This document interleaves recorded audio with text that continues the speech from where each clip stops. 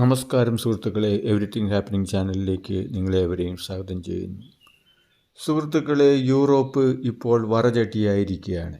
ഉഷ്ണതരംഗം യൂറോപ്പിലെങ്ങും പടർന്നു പിടിച്ച് ഇതുവരെയും ഉണ്ടാകാത്ത തരത്തിലുള്ള ഉഷ്ണതരംഗം യൂറോപ്പിൽ ആഞ്ഞടിക്കുകയാണ്. ഈ കാലാവസ്ഥാ മാറ്റം വരാനിരിക്കുന്നൊരു വിപത്തല്ല, അത് വന്നു കഴിഞ്ഞു. അതിനെതിരെ പോരാടാൻ അമേരിക്ക അടക്കമുള്ള രാജ്യങ്ങൾ രംഗത്തിറങ്ങിയേ തീരൂ. അമേരിക്കയെപ്പോലെയുള്ള രാജ്യങ്ങളിൽ ഫാക്ടറിയിൽ നിന്നും മറ്റും എത്രമാത്രം കരിമ്പുകയാണ് പുറത്തേക്ക് തള്ളുന്നത്, എത്രമാത്രം മലിനമാണ് അവിടുത്തെ നദികളും എന്നൊക്കെ പറഞ്ഞറിയിക്കാൻ വയ്യ. അവർ ഇന്ത്യയെയും ചൈനയെയും കുറ്റപ്പെടുത്തുന്നു. അതോടൊപ്പം തന്നെ കാലാവസ്ഥാ വ്യതിയാനത്തിലെ അന്താരാഷ്ട്ര ട്രീറ്റുകളിൽ നിന്നും ട്രംപ് അമേരിക്ക പിന്മാറി.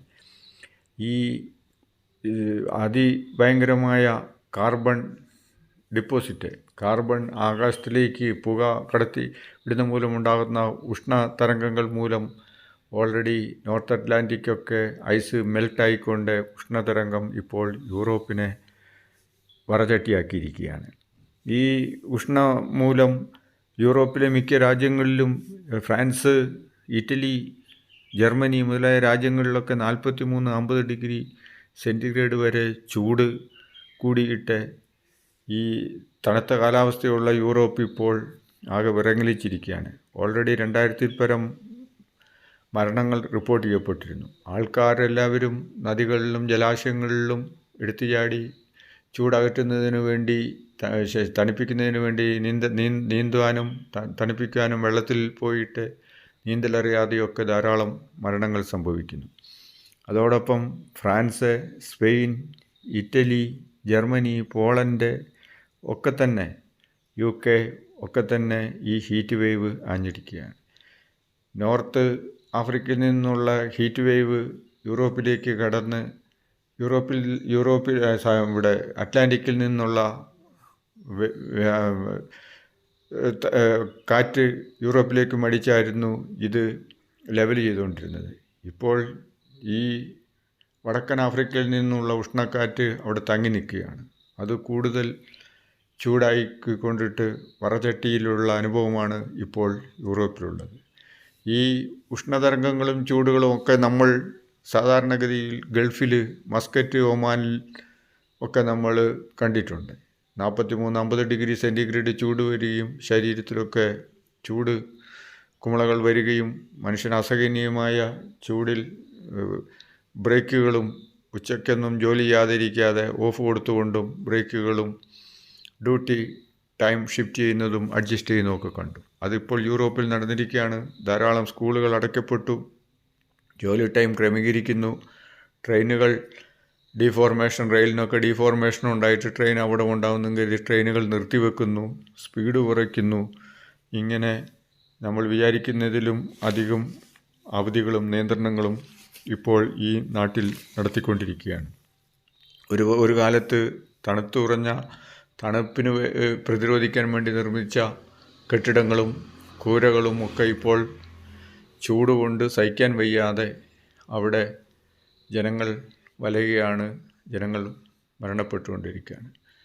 ഓൾറെഡി കാലാവസ്ഥാ വ്യതിയാനം വന്നു കഴിഞ്ഞു. ഈ ഉഷ്ണക്കാറ്റ് എന്തു ചെയ്യുമെന്നറിയാതെ യൂറോപ്യന്മാർ ഇപ്പോൾ പയക്കുന്നു. ഇപ്പോൾ AC-കളൊന്നും കിട്ടാനില്ല. ഈ ചൂട് കാലാവസ്ഥയെ അവർക്ക് പരിചയമില്ലാത്തതുകൊണ്ട് തരണം ചെയ്യാൻ വളരെയധികം ബുദ്ധിമുട്ടാണ്. ആളുകൾ പകൽ പുറത്തിറങ്ങാതെയാണ് ജീവിതം. പകൽ പുറത്തിറങ്ങാതെ വീടിൻ്റെ ഉള്ളിൽ തന്നെ ഇരിക്കുകയാണെങ്കിലും ചൂട് കൂടുതലായിട്ടുള്ള കാലാവസ്ഥയാണ്. അതോടൊപ്പം തന്നെ പകൽ കൂടുതലാണ് ഇപ്പോൾ യൂറോപ്പിൽ. ഈ പകൽ കൂടുതൽ മൂലം ധാരാളം ഹീറ്റ് വേവ്സ് പുറത്തേക്ക് തള്ളുന്നു. ആ ഹീറ്റ് അവിടെ തങ്ങി നിന്നിട്ട് 45 ഡിഗ്രിയും 50 ഡിഗ്രിയും ഒക്കെ ചൂട് വരിക എന്ന് പറഞ്ഞു കഴിഞ്ഞാൽ നമുക്ക് തന്നെ ഇമാജിൻ ചെയ്യാം. നമുക്ക് തന്നെ ഇവിടെ 30-35 ഡിഗ്രി ചൂട് വന്നു കഴിഞ്ഞാൽ തന്നെ ഫാൻ്റെ ചുവട്ടുനിന്ന് മാറാൻ തോന്നുകയില്ല. വേർത്ത് കുളിച്ച് ഹീറ്റ് വേവ് കൊണ്ടുള്ള ഷോക്കും ജനങ്ങൾ മുഖലാസ്യപ്പെട്ട് വീഴുകയും അത്യാഹിതം മരണം വരെ സംഭവിക്കുകയും ചെയ്യും. ഈ അത്യാപത്തിൽ നിന്ന് രക്ഷപ്പെടണമെങ്കിൽ പരിസ്ഥിതി പ്രാധാന്യമായ മരങ്ങൾ വെച്ച് പിടിപ്പിക്കുകയും എക്സസ്സായിട്ടുള്ള കാർബൺ നിർഗമനം നിർത്തുകയും എല്ലാ രാജ്യങ്ങളും ഇതിൽ തുല്യ പ്രാധാന്യത്തോടുകൂടി പങ്കെടുത്ത് ഇതിന് ഒരു പരിഹാരം കാണുകയും ചെയ്യേണ്ടതാണ്. കാലാവസ്ഥകളെല്ലാം മാറിക്കൊണ്ടിരിക്കുകയാണ്. ആഗോളതാപനം ഒരു വസ്തുതയാണ്. ആഗോളതാപനത്തിൻ്റെ തിക്ത അനുഭവങ്ങളാണ് ഇപ്പോൾ യൂറോപ്പും ഏഷ്യയും മറ്റുള്ള അമേരിക്കയും ഒക്കെയുള്ള രാജ്യങ്ങൾ കണ്ടുകൊണ്ടിരിക്കുന്നത്. വൈൽഡ് ഫയർ, കാട്ടുതീയൊക്കെ പടർന്നു പിടിച്ച് എത്രയോ 1000 ഹെക്ടറുകൾ വനങ്ങളും വന്യമൃഗങ്ങളും മൃഗങ്ങളും ആണ് നശിക്കപ്പെടുന്നത്. അതേപോലെ തന്നെ ഈ ഹീറ്റ് വേവ് മുൻകാലങ്ങളിൽ, ഇനി വരുന്ന കാലങ്ങളിൽ ഇത് അതീവ തീവ്രമാകുന്നതായിട്ടാണ് ഇപ്പോൾ കാണുന്നത്. തണുത്ത പ്രദേശങ്ങളിൽ തന്നെ അതിഭയങ്കരമായ ചൂട് അനുഭവപ്പെടുന്നു. ഓൾറെഡി നോർത്ത് അറ്റ്ലാന്റിക്, അതേപോലെ തന്നെ ആർട്ടിക് റീജിയനിലെ ഐസൊക്കെ മെൽറ്റ് ചെയ്ത് ആ ചൂട് കൂടുന്ന അവസ്ഥയിലേക്ക് വന്നുകൊണ്ടിരിക്കുന്നു. ഐസ് മെൽറ്റ് ചെയ്ത് അതിലൂടെ ഇപ്പോൾ നാവിഗേഷൻ പോലും ഇപ്പോൾ നടക്കുന്നു. കപ്പലുകൾക്ക് പാസ് ചെയ്യാം. അത് ഈ മാതിരിയുള്ള പാരിസ്ഥിതികമായ വിപത്ത് എല്ലാ രാജ്യങ്ങളും കൂടെ ഒരുമിച്ച് കൂടി അതിനെ പ്രതിരോധിക്കുകയാണ് വേണ്ടത്. തമ്മിൽ ബ്ലെയിം ചെയ്ത് സൂപ്പർ പവറുകൾക്ക് എന്തുമാകാം, ഏഷ്യൻ രാജ്യങ്ങളെയൊക്കെ കുറ്റപ്പെടുത്തിക്കൊണ്ട്, ഇന്ത്യനെയും ചൈനയെയും ഒക്കെ കുറ്റപ്പെടുത്തിക്കൊണ്ട് അമേരിക്ക ഈ കാർബൺ ബഹിർഗമനത്തിനെതിരെ ഉള്ള ആഗോള ഐക്യത്തിൽ നിന്ന് പിന്മാറിക്കൊണ്ട് സാമ്പത്തിക ലാഭം നോക്കുന്നതും ഒക്കെ നല്ലതല്ല.